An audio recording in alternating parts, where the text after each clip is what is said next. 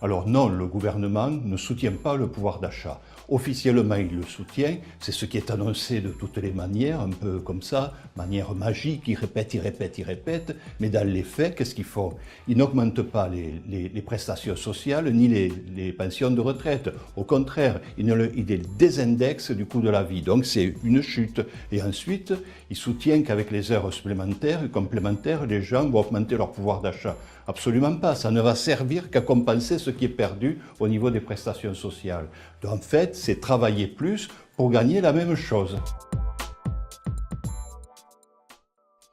Pour les hôpitaux, on connaît la situation, des services à l'abandon avec un manque de personnel évident, des investissements plus possibles du fait des budgets qui sont tout le temps en baisse. Donc qu'est-ce qu'on a besoin actuellement? On n'a plus besoin d'organisation. L'organisation, il y a bien longtemps qu'on l'a mis en place. On est à l'os, on a besoin de moyens nouveaux et supplémentaires. Et que fait le gouvernement? Il augmente soi-disant de 300 millions qui étaient déjà prévus pour la médecine de ville. C'est pas pour les hôpitaux. Donc il ne fait rien, au contraire, il laisse la situation se dégrader gravement à tous les niveaux.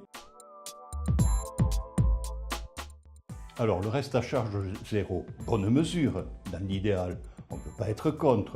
Dans la réalité, qu'est-ce qui va se passer? Les prothèses ne seront pas prises en charge par la Sécu, mais par des mutuelles.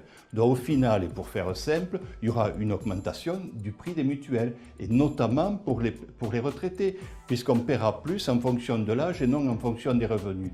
Donc le reste à charge zéro, c'est une bonne chose, mais de la manière dont c'est organisé, ça va coûter aux Français, et donc on ne peut pas être d'accord avec ça, parce que c'est complètement injuste.